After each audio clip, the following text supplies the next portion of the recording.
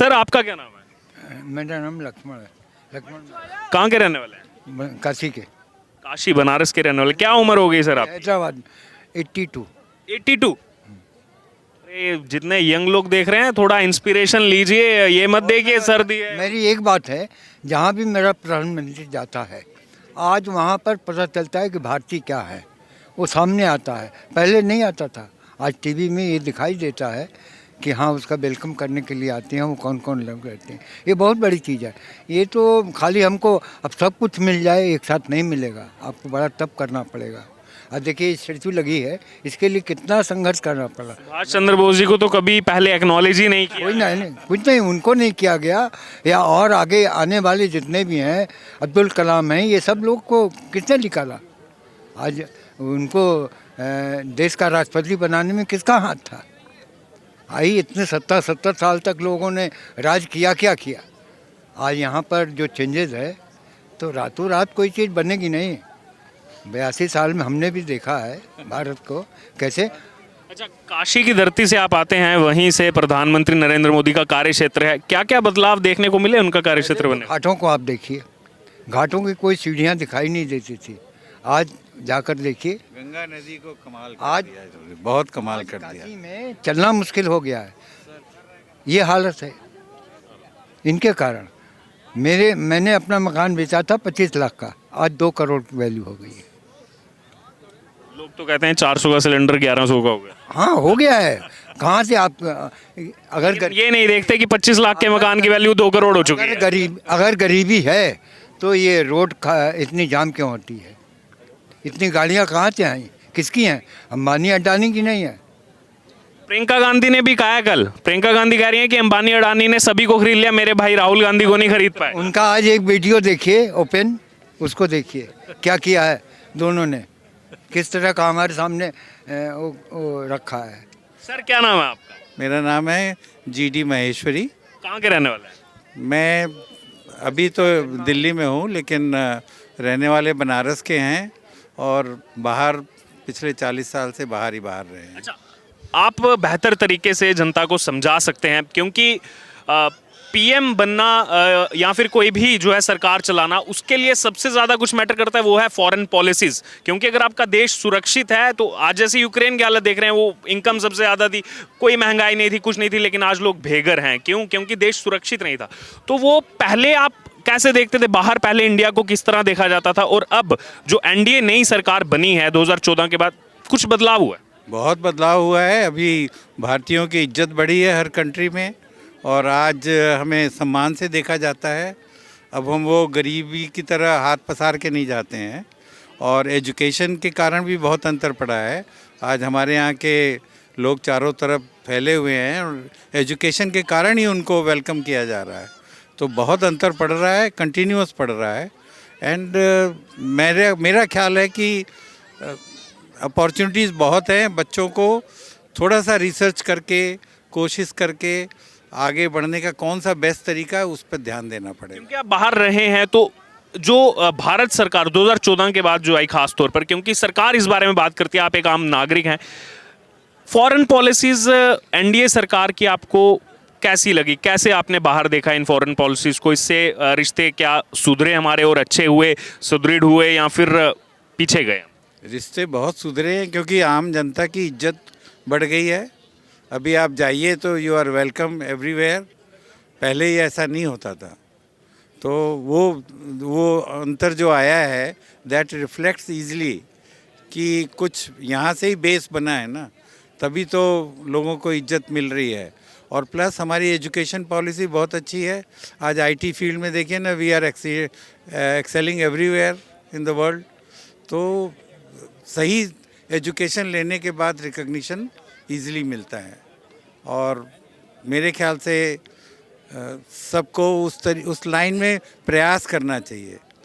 यहाँ पर पढ़ाई करते हैं लोग, सीधे बस लग गए लाइन में और पढ़ लिया, that does not bring anything.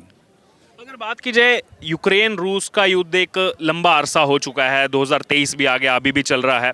बेशक हमारे रूस से जो संबंध है वो पहले से बहुत अच्छे हैं, लेकिन पहले हम रिक्वेस्ट करते थे, आज डंके की चोट पर यहाँ से जो एक्सटर्नल अफेयर्स मिनिस्ट्री है वो कहती है कि आप युद्ध रोक दीजिए, हमारे बच्चों को निकलने दीजिए। दुनिया भर के देश रूस से रिक्वेस्ट करते हैं, रूस कभी नहीं रुका, लेकिन भारत के कहने पर रूस युद्ध रोक देता है ताकि भारतीय बच्चे निकलें।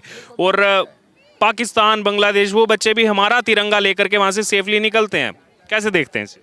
सही बात है, बहुत बड़ा ये अचीवमेंट है हमारा कि आज हमारी बातों को लोग समझ रहे हैं, उसको वैल्यू होती है और रिकग्निशन मिलता है।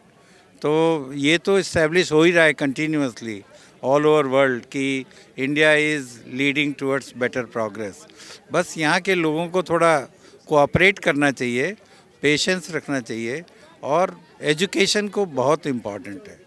अभी भी बहुत पीछे हैं हम एजुकेशन में। इन सब परिदृश्यों को देखते हुए जो भी हमने डिस्कस किया, दरअसल हम पूछ रहे थे लोगों से कि सभी पार्टियां अब 2024 की तैयारियां कर चुकी हैं, आप किसको देखना चाहते हैं प्रधानमंत्री पद पर? मैं तो अभी जो कंटिन्यूइंग गवर्नमेंट है, जो रिज़ल्ट दे रहा है उसी को प्रेफर करूँगा कि उन्होंने प्रूव किया है एंड एश्योरेंस है, मेरे ख्याल से आगे बढ़ सकते हैं। क्या नाम है? मैं किसी को नहीं देखना चाहूँगी बिकॉज कोई कुछ भी नहीं कर रहा है यहाँ पर।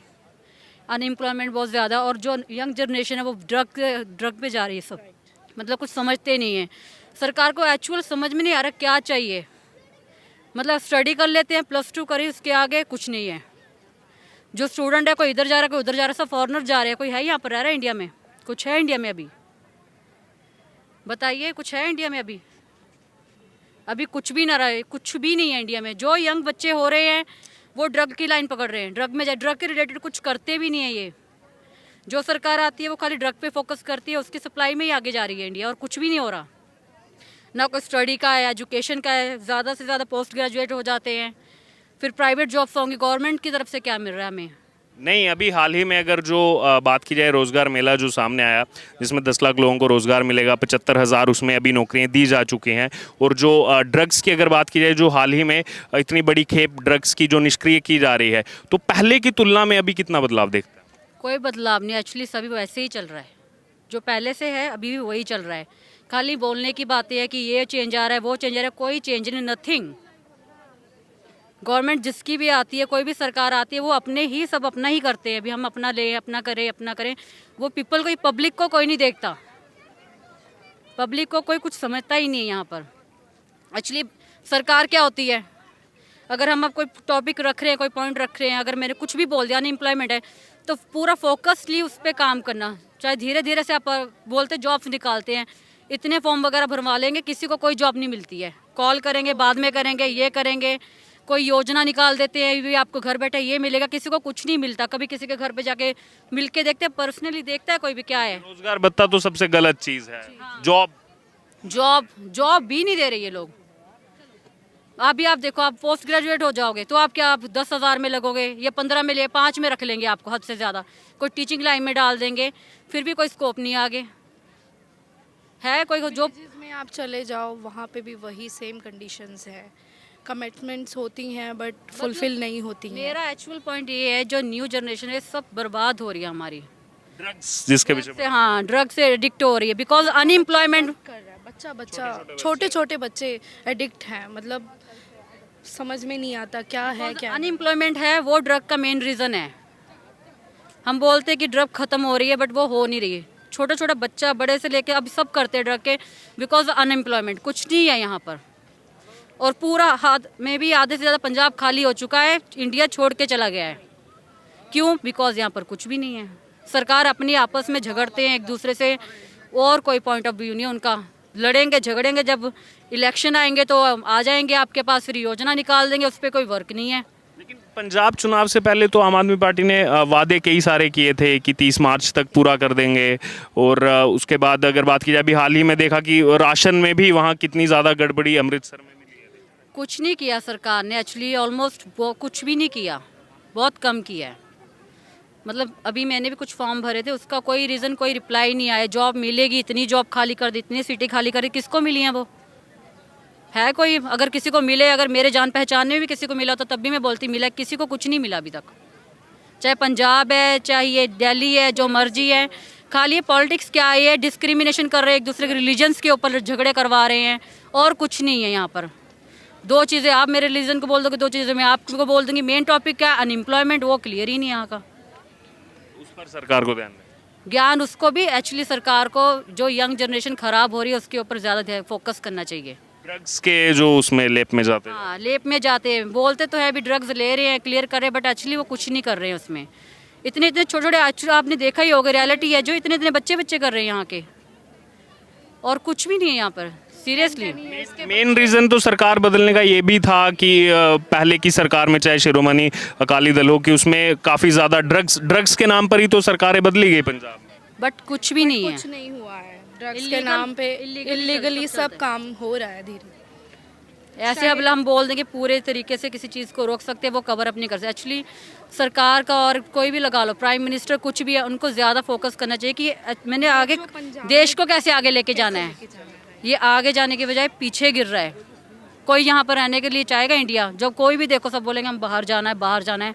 यहाँ पर कुछ भी नहीं है, ये बात है।